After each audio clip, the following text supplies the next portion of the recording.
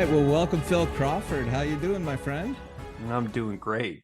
Great to Great. finally be here and catch up with you.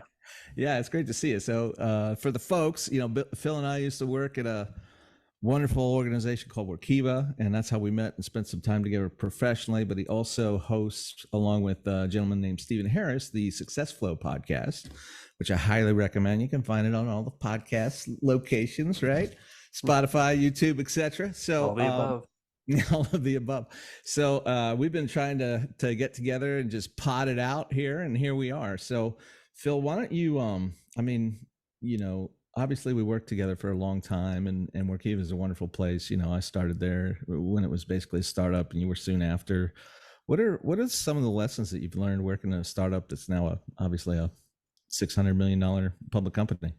Yeah, absolutely. It feels like in some ways it feels like yesterday, and then in Mhm. other ways a couple lifetimes ago. And when you think about the journey of a company growing at that pace in the beginning and to continually do it, the one thing that's constant is change. And as cliche as that sounds, it's not really the same company year over year, or even a couple years at a time. But I mean, as cliche as it also sounds, culture is a big deal, and the ability to move fast and break things, but everyone being on the same team and having each other's backs was so critical, because it's the only way you can really get anything done. So the transition from web filings to Workiva, it it had that mission feel to it, right? I know we had some metaphors like the rocket ship or whatever, and you just kind of did whatever it took, uh, month after month, year after year, day after day, to make sure that we were on the path of growth, right? Like you and I we were responsible for the growth. And Mhm. yeah, that's demanding. And but when you're doing it with like-minded people, it's a heck of a lot of fun too. For sure. And, it's interesting because it's one of those things where there's always a new challenge, a new problem. Nothing's really ever figured out. And to me, like, that's the most fun in business. And I know, I mean, and forgive me for sort of pigeonholing you a little bit, but I remember when Phil first started, you were in a role where everybody sort of had a certain perception of who Phil is and what his skill set was.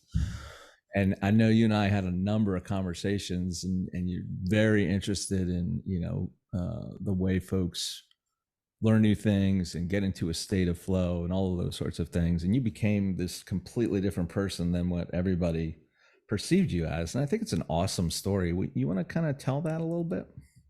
Oh yeah, that's it's funny. It's awesome to hear it from your point of view. I remember specifically when there was a great opportunity, right? When we were that young, they needed someone to handle a specific portion of the business that was a pretty transactional Yeah. sale, but it Hmm. was a heavy, a very heavy volume sale as well, with quite a bit of negotiation. So that skill set got built up pretty quick, and then a capacity for work, which I had never had a problem with. But I got to a point where I knew it wasn't growing, Hmm. and saw what Workiva, the path that Workiva was on, and wanted to get into a true problem solving complex enterprise sale that I saw you were doing at the time, and then moved into leading. So I really had to claw my way out of that role, not claw my way out, but it took a lot of conversations to say, hey, this is where I want to go, and know I can do it, even though I didn't know if I could do it at the time. But it really took that, you and a number of other leaders talking through how to get out of paralysis analysis. Remember Marty specifically talking about equal business stature. Hmm. And as you're having those more complex conversations, knowing that you had something of value to bring to the table, and were helping be an advisor for these companies. And so along with that, learning the ins and outs of strategic, enterprise sales, what I found was a lot of the things in my personal life are what needed to be addressed as well, because the human that you are in life is better humans or better sellers. So a lot of getting the mind, body, spirit relationships all aligned with what you truly want was really key for me. And it wasn't an overnight thing, but as I started getting those things aligned, showing up as a better human being, the the success within business and sales was followed. So you were at that time, I'll never forget, we were at President's Club in Mexico. And at the time I was trying to claw my way out of that more transactional role. And we were in the interview process while we happened to be down at President's Club. And myself and Rob Natoli, who were sitting at the bar, we were both going for that role. And everyone knew it was pretty much going to be between the two of us. And you popped your head in between us and said, "Two men enter. One man will leave." And we laugh about that to this day, because Rob did wind up going on to get that private role, and it was about a matter of months later when I was able to join him. So I'll never forget that. You being a guide for us both as we were going through that process was huge, and kind of preparing us for what it was going to be like in a totally different role. Yeah, it's funny. I don't remember that. Well, those old presidents here. Tell me more. No, I'm kidding. Those old presidents clubs were something else. Yeah, they're not great today too, but a lot of memories erased from that thing. But I will say, I think probably, that's a major state of flow is people get too serious. They take stuff too seriously, and it can often sort of like lock you up. That's where nervousness and fear and those sorts of things come from. It has everything to do with ego, right? Like, I need to get approval from other people or outside things, like sales results or, whatever that might be, right? And I truly believe that, the foundation, kind of like what you just said, like the 7 habits, I'm much older than you. And the first book I remember reading that really got me to start to realize how to do some stuff, in an effective, efficient way was that book, The 7 Habits of Highly Effective People by Stephen Covey. And the whole thing, there's 7 habits and the first 3 are all internal. And it's kind of like, and you and I think have talked about Jordan Peterson too. It's like, you think you can change the world. Is your room clean? Like, if your room isn't clean, why are you out there devising a new economic system for the country, right? Like, fix your own little world. Start with you. Yeah, start internally. Start with you. The first habit is be proactive. Then it's begin with the end in mind, and then it's put first things first. And it's like, it's all an internal struggle. And if you can get those things figured out and get yourself put together and sort of, a sort of machine that can do things wonderfully, at least internally, then you can start to think, okay, how can I help other people too? You know what I mean? And when you have your state in order like that, without proactively having to reach out and help other people, the folks that are in your presence will actually start to change their habits just by seeing you as an example. And I think that was the most powerful thing for me, is when you started saying, "Hey, people are like, what are you doing?" Like, but they can see X, Y, and Z has changed. You're involved in this group or working in the community this way. Like, what are you doing? And that's when you can say, well, here's some things that help me. This may not be where you're at, but then that's when you can be a beacon and just listen to people and see what they're going through and seeing if you can help from that point. But you're right. It starts with you. It's that stoicism, right? Control what you can control. And that's really pretty limited. It simplifies things when you start viewing it that way. It really is. The other one that really affected me, it's probably after you and I started talking that I heard this, but I know he's gotten in a lot of trouble recently, but I really have appreciated a lot of the things that Russell Brand has to say. And he wrote a book on, he was a heroin addict, right? He wrote a book on recovery and those sorts of things. And one of the things I saw him say just randomly somewhere, and it had such an effect on me, like to this day, I still don't understand it. It sounds really simple, but the sort of unpacking of it below it is pretty profound. And the thing is, what would you do if you didn't care what anybody thought of you? And like, part of that sounds selfish, right? Like the first reaction is, oh, then I just do whatever the hell I want to. But no, it means that you have to rely on yourself for an ethical code and a method of being and what's right and what's wrong and how am I going to make decisions.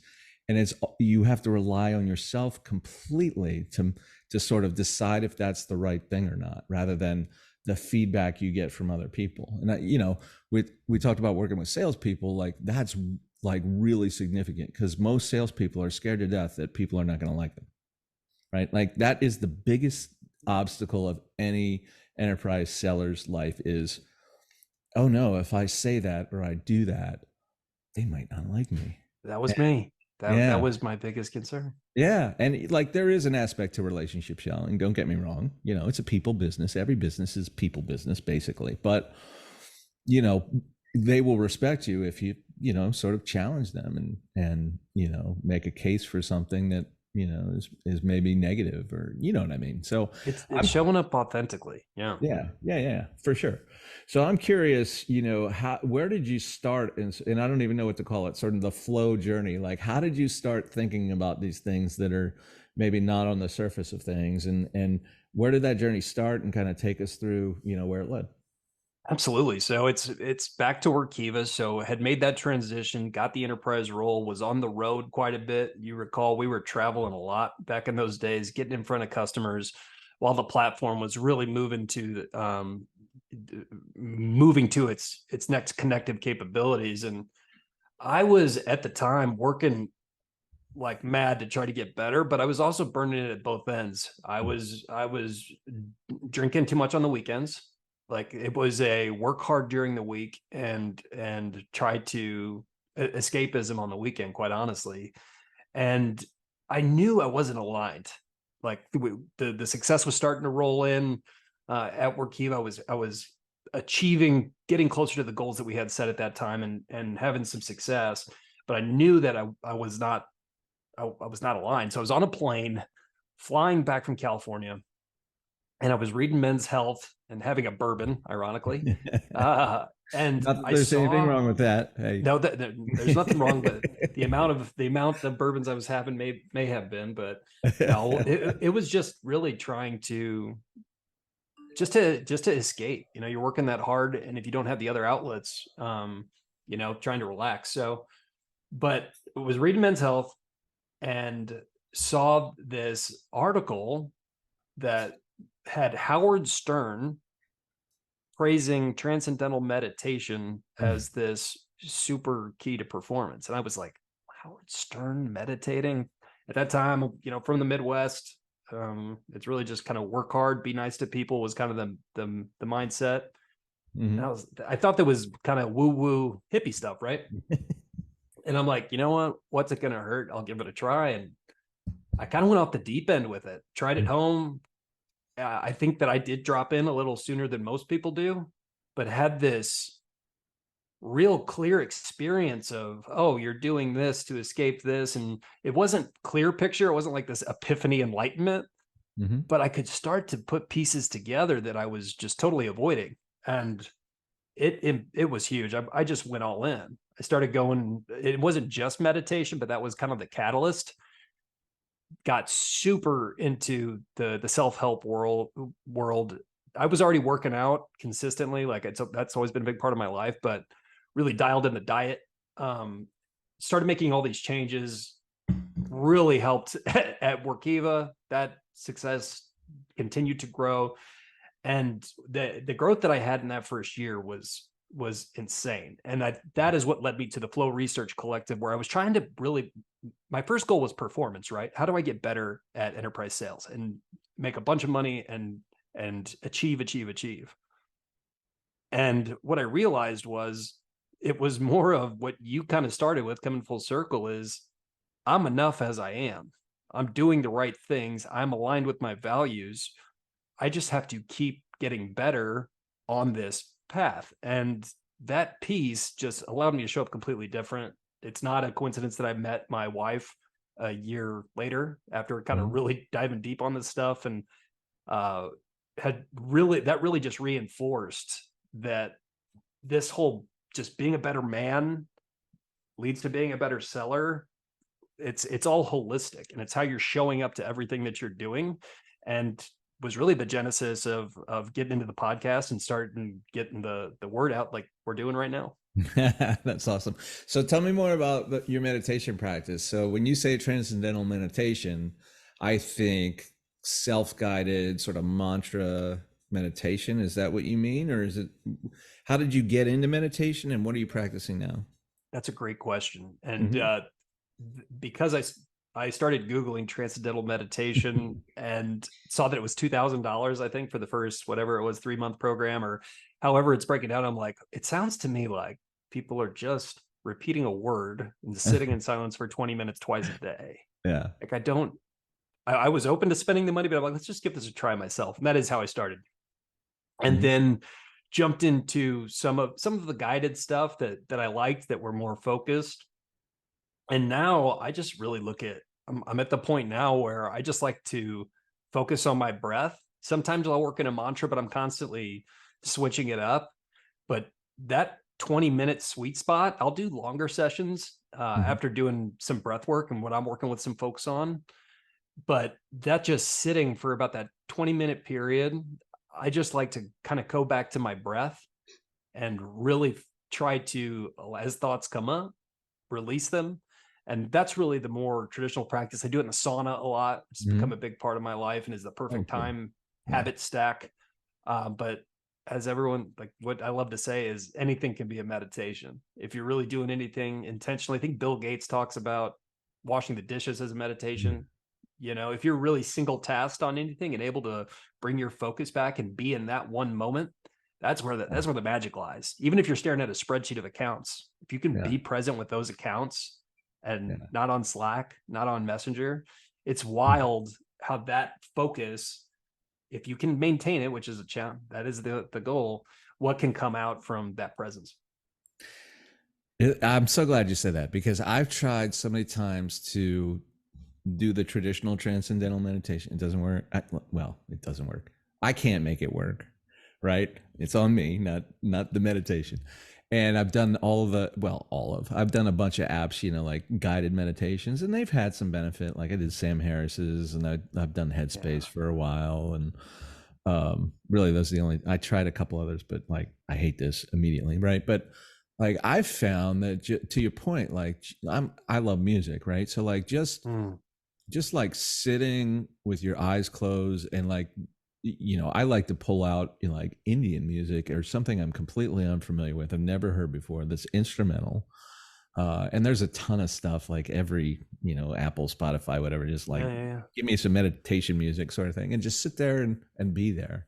And I think you're right, like it is really just all about like all the sub programs that are running under your conscience that are constantly throwing these things at you to worry about, think about, whatever, like just shutting them all off. And if you can just shut them all off and just, like you said, be present, I think it has tremendous benefit. And yeah, I mean, like, I think it's everywhere. I bet Arnold Schwarzenegger meditates in the gym.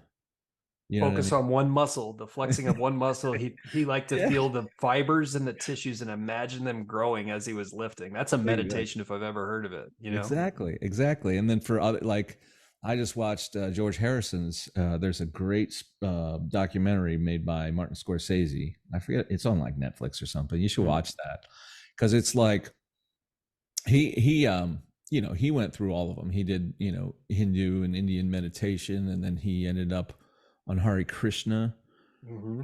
and did the concert for Bangladesh. And but like it's really interesting. The thing that pops in my head is like he's like, when we were teenagers, like everybody else, we wanted to be rich and famous, and we got there when I was 22.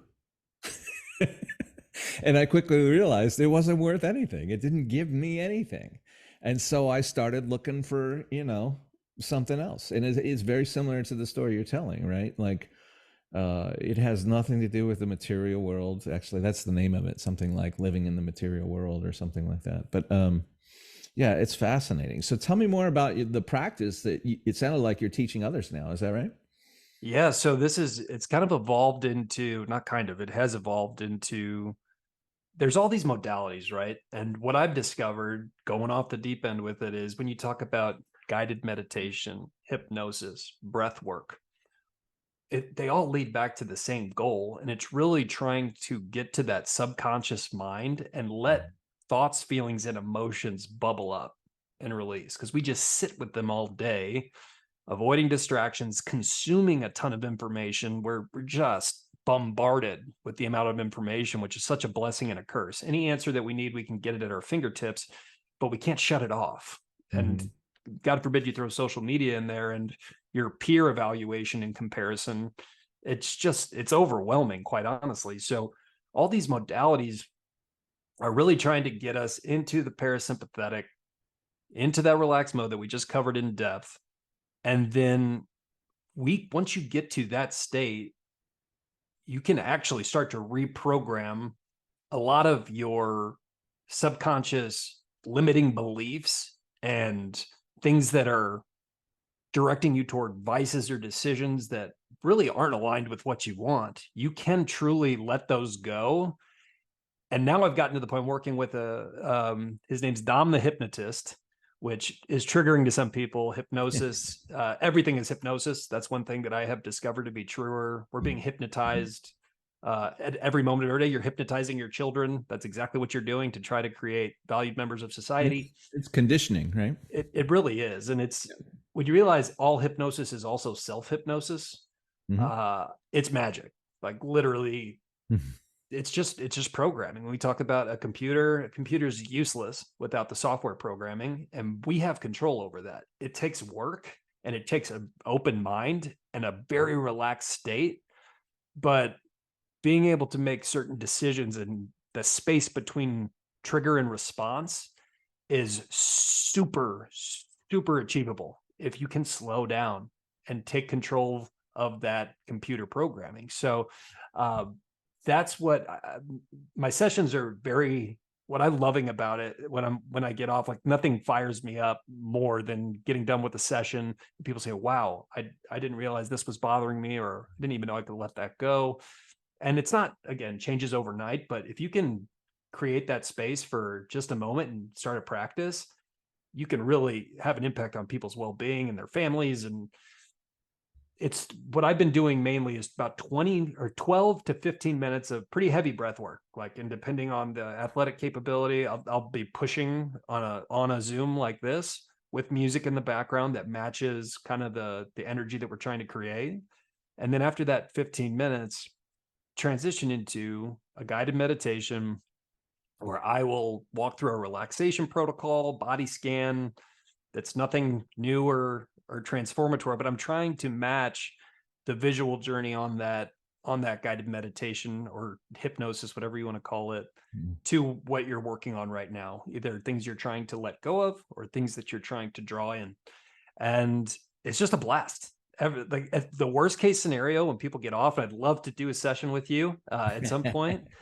When people get done, I think worst case scenario, it feels like they at least got a nap. But more so, there's some type of breakthrough that happens. Yeah, I used to be a smoker, and I remember I forget where I got it. I think it was before podcasts, but I found something you could listen to. And it was basically a guided meditation. It was like, the instructions were like, lay down, and if you fall asleep, that's okay. Like, I'm going to talk to your brain while you're asleep, kind of thing. And, I can't say that ended my smoking, but I think it started the journey to ending. You know what I mean? My aunt had a similar experience, and she was such a practical, she's a sales professional from the Midwest as well. Very, very logical thinking woman. But when I heard, that was one of the first times I ever heard, I was like, you did what? And that was a long time ago. And it's funny, it's come full circle. And I'm like, if that worked for her, no wonder. I should have started looking into it sooner, but that's life. For sure. So tell me about the guided aspect to it, because you said something like you can reprogram your brain. So are you talking about like, sort of consciously or actively? How does that work?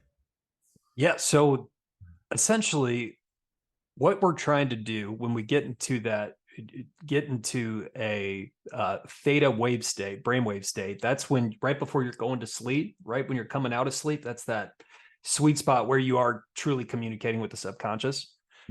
That is where you can legitimately ask your subconscious, once you know you're in that state and completely relax, permission to let go of, say, my limiting belief that I don't have the status to talk to a CFO. Literally getting in that state, having that conversation, saying, do you have any evidence to prove that? Mm-hmm. No, Mm-hmm. it's just another human. And getting that narrative down to where you ask permission, you receive permission, and say, yes, are you 100%? Yes. And then, okay, I'm releasing it. And you go back through as quickly as you can in history where that thought may have popped up, let it go. And it's just insane. You can raise your metabolism doing this. Like Mm-hmm. they're scientifically proven if you're open-minded to it, do your own research, but raise metabolism, raise testosterone. I'm a huge believer in this stuff because it makes sense, right? I don't know why we're so against the fact that we have these supercomputers that we were born with, and that they're malleable and that we can program them. It's literally Yeah. just decision by decision, and we are truly programmed throughout the course of our life and don't have a lot of control over the inputs. So I don't know. I don't know. I get pretty passionate about this stuff. Not sure if that was a tight enough answer. No, it's fascinating, dude, because it goes back to what would you do if you didn't care what that person, that CFO thought? Like you're talking to the Exactly. same thing, your ego. And it's interesting too because, and you know, this sounds just as probably more crazy than whatever you think you just said sounds. That sometimes I will just directly talk. I think of them as programs, like the bunch of subroutines that are running. Like, you know, I'm afraid to, you know, play music in front of people or whatever it is, and like I will literally talk to them and say, "What is it you're really afraid of?" You know what I mean? Oh, And like love it. you're actually talking to your ego in my opinion. I don't know that this is true, Yes. but Yeah. it makes me think too of I was watching something the other day, and it's like, you know, the initial concept of God and religion probably starts with I hear a voice in my head. And you know, you think about, you know, all the Bible stories and God talks to me, and we think, you know, modern life thinks those people are crazy. But you know, you hear voices, you know, you hear something talking to you.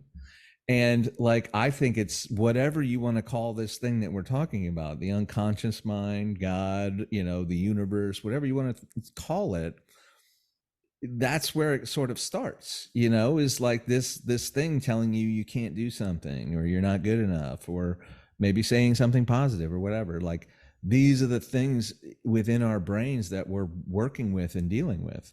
In fact, I'm sure you know that like there's a theory that goes like, you know, your lizard brain, your amygdala or whatever it's called. Amygdala, yeah. Yeah, sorry. I can never remember how to say it, but you know, it makes most of the decisions for you. And then Yep. this big old cerebral cortex that they think is probably there just to give you some wonderful vision to avoid some predators that we had to avoid evolutionarily back in the day, like Tiger in the woods. snakes. You're taking me Snakes. back to a Keith Hewlin presentation in Yeah. probably 14, 15, Yeah, but 2005, given. let me just finish this thought. So like Sure. something happens and your lizard brain says, "Oh, this is good or this is bad, or I'm going to do this or do that," and your cerebral cortex is just exists there to sort of logically justify the decision you've already made. Yeah, and it's the key to buying things, right? Is probably the Hewlin tie-in, right? Like you walk into a tie store to buy a tie, right? Like you just you just have to say this is the right tie for you, pal. But yeah, I think, you know, there's a whole aspect to that. There's this like all these programs running underneath our conscious minds that we're unaware of. But to your point, we can talk to and we can program and we can change. And I think that's where everybody gets caught up is they just think, oh no, I can't change. That's the way it is. I'm curious for you, and this your show, but how do you see this from leading people? Mm-hmm. Something I haven't formally done as a manager. I Mm-hmm. believe in the intentional individual contributor. You can be a leader at any portion of the Oh yeah. organization, but you're a great leader at Workiva and other organizations. How do you find that you can communicate that to different types of human beings with Mhm. different perspectives on reality, like we all have, in order to achieve a common mission. How did you go about that when you were leading teams of people? Boy, that's $1 million question, man. Like, and it's funny because, obviously I was in sales management, and there are 6 million books on how to be a great seller. There's very few on how to lead sellers, and that are good anyway, that I've seen. And to me, it is about meeting people where they are. And just like kids, like one of the frustrations I had, with kids is like, thing I had to figure out is like you may think this and be here and may think that's the exalted thing, but your kid is here, or they're over there, or they're right there. And you can stand right here and scream at them or expect them to come to you, or you can go out there to them and sort of try and lead them back. You know what I mean? And to me, that's what it is. It starts with like, where are you at? And how much of this sort of thing that we're talking about do you want to hear? Right? Like, there were people I managed, we never talked about, right? Because I might have just tried and it wasn't effective, or it's clear, like, they've got their thing, and that sort of thing. So you work on the little margins. Others would be like completely open to those sorts of things. But I think the first step is like keeping things positive. Yeah. Like, selling is an amazingly failure rich endeavor, right? Like, Sales if and you baseball. yeah, well, I mean, if you hit 300, if you're 30% right, you go to the Hall of Fame in baseball. It's more like 3% in sales, right? Mhm. If you're doing it right, unless you're just hanging out waiting for the leads to come in. But if you're going out and trying to build and grow a business, you're going to fail 98% of the time. And so, like, keeping it positive and focusing on the process rather than the outcomes Mm. is really where I would start with everybody, right? Like, I love the baseball analogy, and I'd be like, look, I don't care if you hit into a triple play. I just care that you hit the ball hard. Mm. You pick the right pitch and put a good swing on it. And where the ball goes, who cares? Because you can't control that. That's And so, it's life in general, right? oh Like yeah. the partner that you pick, your household. Sure, you have these goals of um, where you eventually want to live, uh, the marriage that you want ideally, amount of travel, where the kids are in college, all of that. You have this painted picture, but that doesn't matter because so many things could be thrown into the middle of that end state and that outcome. But what you can do is sit down with your family, be in constant communication that we're working toward what we want as a healthy value adding unit, Mhm. and monitor it daily at the dinner table or whenever it is that we're doing, taking the actions and roles and responsibilities to get to that end goal. It's back to the what's in your circle of control and what's not. The outcome surely is not. I love that one. Yeah.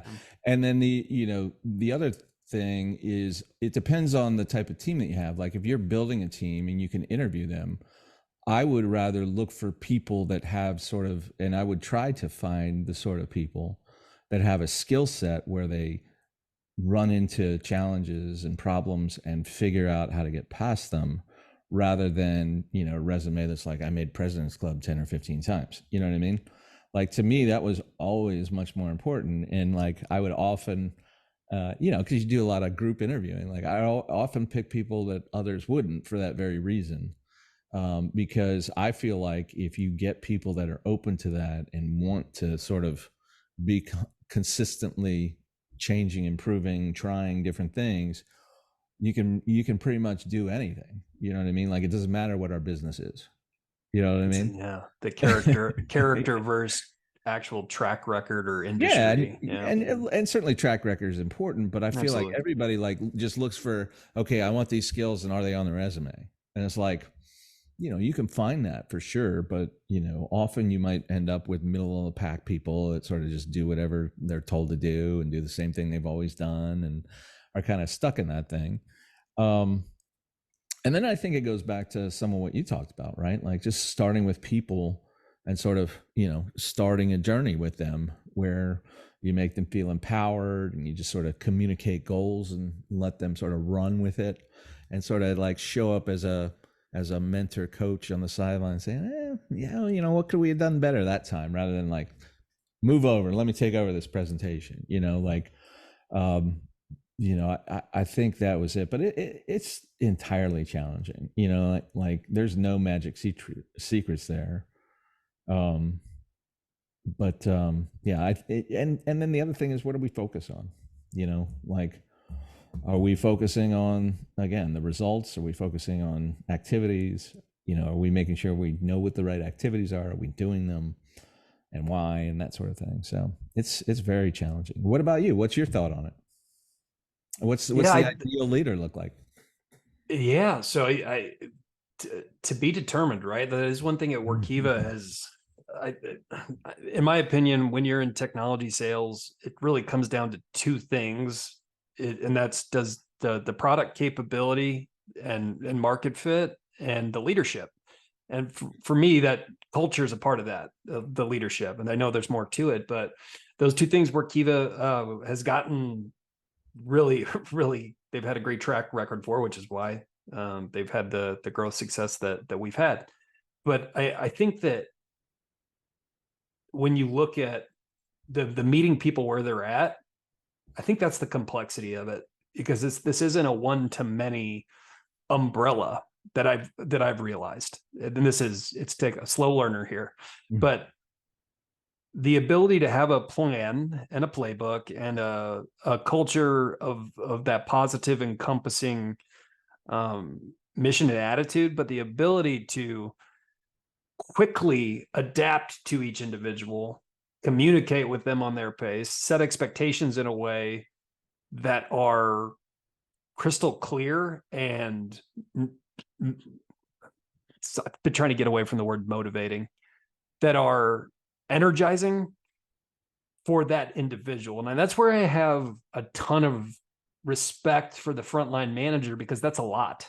It's a lot to ask to continually switch that hat for each individual over the course of a week. And there's an art to it. There's an art to having an overlying value framework of what mission we're on, communicating down from higher leadership, but being able to tailor it to each individual rep based on their operating system. So I don't have a great answer for you, but I think it's a constant work in progress, and it's always changing, right? I think that if there's a theme, how we started this out with Workiva, like you have to constantly be adapting. It's another cliche. It's a cliche for a reason. So my son is 20, and he's attending college, took a year off after high school, hated school, still does. And, he's doing well in most of his classes, but he's struggling. And we were having a conversation the other day, and he's like, man, I just feel like I haven't accomplished anything in my life. What do I have to show for my 20 years of existence? He didn't say that, but basically that's what he was saying. And I'm like, dude, you're 20. And in fact, this is never going to change, but it's more so for you than anybody. Your job is not to have accomplishments right now.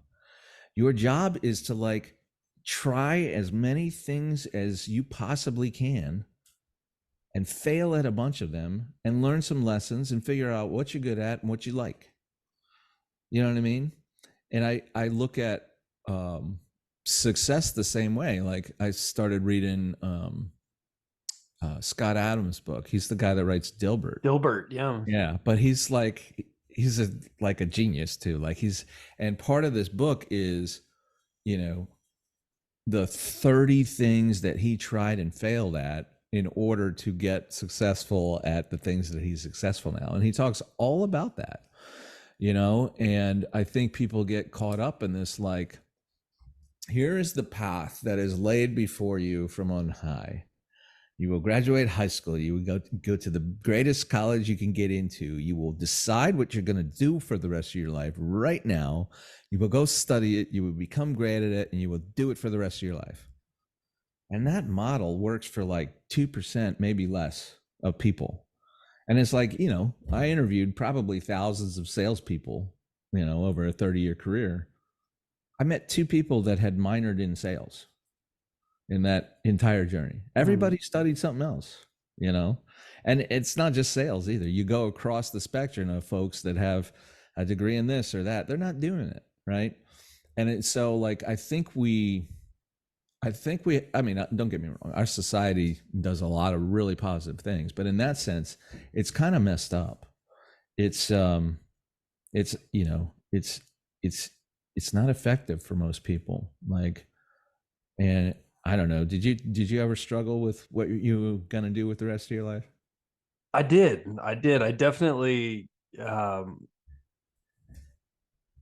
I just went in depth on this on another podcast, and probably won't open it all up here, but struggling with, given so much opportunity and where my life could have been at a young age, Mm-hmm. I had my identity was built on being successful and making sure that my adoptive parents saving me was not in vain, and not having money, not having much money as a kid, never wanted for anything, but knew very clear that I did want to remove that stress that the lack of money brings, because I felt the impact of that as a young kid, or throughout childhood. So my whole method was, most of my family, there's only one other person that graduated from college, like, I'm going to do that. And then I was going to go to law school because Mm-hmm. of dollar signs, Yeah. which would have been it would have been, life would not be good right now had I done that. I don't believe it was just I the had the next same dream when thing. I was like 18, 19 years old, for sure. Yeah. Sorry, go ahead. And so then I wound up, I was doing an internship, which was a really wise decision that ended with, okay, a part-time job my senior year of college. I was burning it from both ends, doing school, my fraternity, and making it to this part-time job at a software company. And that turned into, in an economic downturn in 2008 and 9, getting a marketing job when my friends at Arizona State WP Carey School of Business couldn't get an interview for a marketing job. So that really propelled a lot of it. And I was like, oh, wow, this is fun. Then I found the sales side because I realized I was doing all the work at a lot of these conferences and talking to people, which I was energized for. And then I just found out what the sales folks were making and was like, okay, time to make a switch here. Me And too. anyway, again, yeah, political science, pre-law, there's Mhm. nothing that screams, financial and compliance software sales from my lineage, but I've loved it. I've loved the problem solving. Like you Yeah. mentioned, it's just so funny how life works and there's no right answer. Yeah, yeah, for sure. And like I was the same, wanted to be a lawyer, and I think it's because all the lawyer shows on TV make it look so glamorous, right? Oh And you yeah. don't realize you spend 12 hours a day reading and writing briefs, and in fact, I just did a podcast with somebody who's a life coach, and one of his clients was a lawyer who's extremely successful, like assistant attorney general of the state, and like you know, just full of money and success and entirely unhappy, and obviously that's an anecdote, but I think that happens a lot. I think people they need to feel like they're making a difference in some way. They need to feel like they're adding something to the world. And, things like law and finance and some other things, it's just sort of like, accounting even, sorry, but it's just sort of like, keeping score for other people, you know. You are leading us right to where, with no expectation in mind, but where I was hoping this conversation would get, and to hear your thoughts on the place of creation paired with, not only, but paired with sales, and the amount of fulfillment it brings to take what you are consuming and learning and breathing in and your interests and package something up and give it to the world Mm. as being such a part. Because I honestly didn't know that about you when we were at Workiva, that you had this itch. And I would argue that every salesperson, not only limited to sales, but since we're on, given our history, all salespeople have something to create more than just opportunities and contracts. So Yeah. I'd love to hear kind of your journey throughout your whole career, how it, like, creation and creativity has been a part either on the side and overlapped, and Yeah, that. Wow, that's wait, is this my podcast or your podcast? Yeah, Sorry. okay. No, it's totally cool. It's funny. That's a big question. So I was a musician as a kid, like, and it's funny. My parents made me take piano lessons when I was 5, and I hated it. And I asked every week if I could quit for 2 years, and they finally let me quit, and I did. But then, like around 12, I think my friends were playing in the elementary school band, and I was like, okay, yeah, I'll go pick up a saxophone and do that. And then I started sitting down and teach myself to play piano again. And I was in bands all through high school and college and after for a while. So it's always been a thing for sure. And I've always enjoyed writing too. And like off and on, like I seem to get a 10-year itch, right? Like every 10 years I'll like sort of stop and either actually, and up until now, it's been always on the side, like try to start a blog or try to, go out and play music around town or, record some music or whatever. So it's always been there. And I think it is a big part of selling. And I think sales attracts creative people. It attracts athletes and creatives.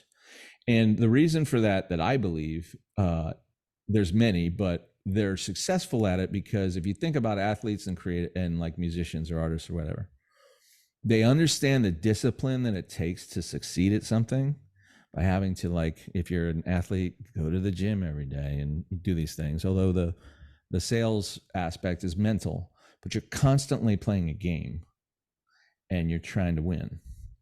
And so you're used to the discipline, but even more so, you're used to the constant coaching. Hey man, you didn't make that pivot right. Your footwork was wrong. Didn't you see that guy open over there? That's all the time.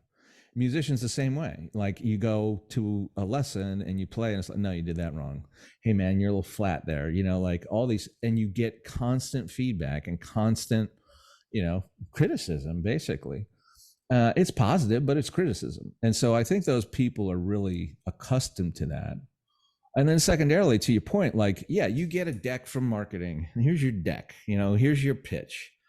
But, if we're honest, it's not always the greatest.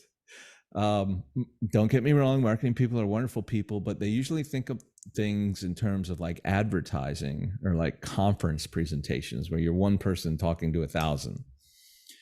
Sales is mostly 1-to-1. Like you might be in 1-to-5, but you're talking to a particular person and you're trying to figure out what they care about and, try and cover the thing or deliver the thing that they care about. Right. So like there's a lot of creativity involved.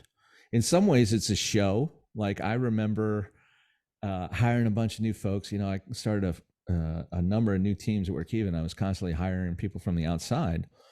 And, back then you had to do it all yourself, or for a lot of that period. And so it's like, man, you're like getting caught in the weeds. This is a show. You are showing me a demonstration of the software. It's a show. It is not, let me show you this click. Let me show you that click. It is like, I want to put on a nonfiction story that tells you how to get where you want to go. Right. And so you got to constantly think about it. So it's very creative in that sense. And, I did a little theater too when I was younger as well. So like, I think that's a big aspect to it. And then like, the constant back and forth, they're going to say something that like takes your show off the rails. And how do you respond and get back to it? And that takes practice and discipline. You can practice all the objections and get good at them, but you also have to sort of like dig a little deeper with that person, understand why they're saying that. Like usually the first thing they say to object to what you're saying is not the actual thing. Right. It's something else that, they either are unaware of or don't want to say. And because they want you to like them too, for some reason. So, I know I'm kind of rambling, but that's sort of my answer is, the creative aspect. It's neat. You're like, it is part of creation. It is that muse talking to you. And, if you're in the right place, like these magical things can occur and you feel in that flow state, right? When it really works well. I couldn't agree more. And they're esoteric practices, but just if you literally have a good place where all of your accounts are and just getting into that state, like looking through what current activity, like what's the snapshot? What's your dashboard of what things look like right now? Mm-hmm. spend some time in it, and then go. Like what I do is I'll think of a couple ops and a couple areas that are really top of mind, and I'll go sit in the sauna for 20 minutes and cold plunge and like just sit. And this isn't really meditation, it is, but like I do have a desire to get some feedback on either those current opportunities or places that I'm not at it. And sure enough, it is rare that one thing doesn't pop up in regard to connecting dots and how to reach out to them. So it's a little esoteric, it's a little weird, but it's like that whole really getting into your territory and becoming a part of it and letting it speak to you. But I couldn't agree more. And you're out that athlete and creator synopsis was strong, and I couldn't agree more. That's what I was kind of hoping to get at. So thanks for letting me flip it on you a bit. Yeah, no worries. And it's funny, you go through times when you feel like you have no idea what you're doing, right? And I remember a time right after COVID started, I had just started a new team, and we were screwed. We were like 47% of quota that first half of the COVID year, because we didn't have any opportunities. We didn't have any relationships. We had a brand new account list. They were all prospects. It was hard. And so I had one of those days, and like the thought process was the thought experiment, sort of like what you're saying. Like if I was going to write a book about how to be an effective sales manager, what would the chapters be, And so I worked on that over time, and I think, well, let me tell you what they are. They're focus on the right things, communicate clear goals, empower people, catch people doing things right. That's really important. That happens so seldom in corporate America, it seems nowadays. I think Worky was really good at it, but in some ways, just catch people. Hey, that was fabulous. Do that again.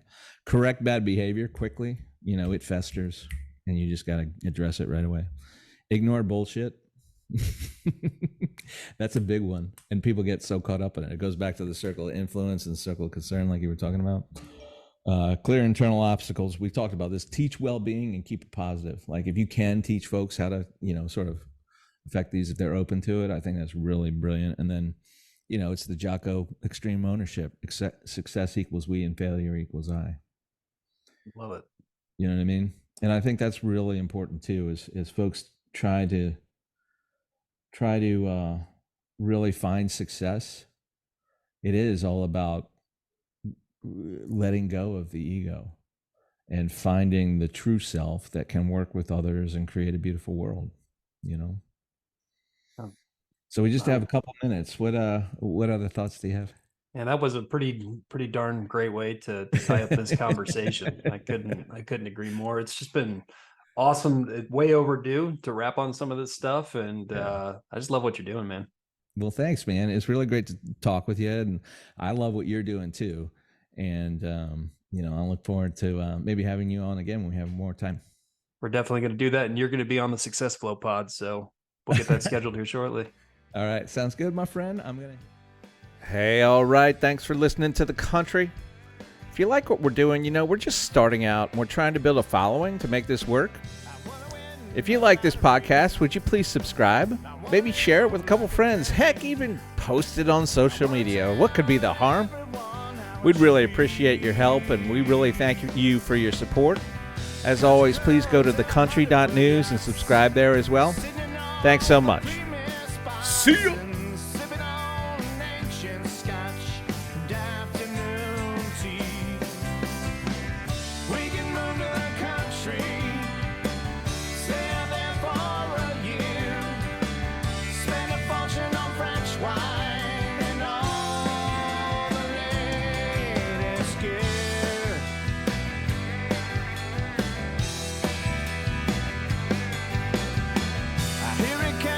Up with you, pretty soon they'll be begging you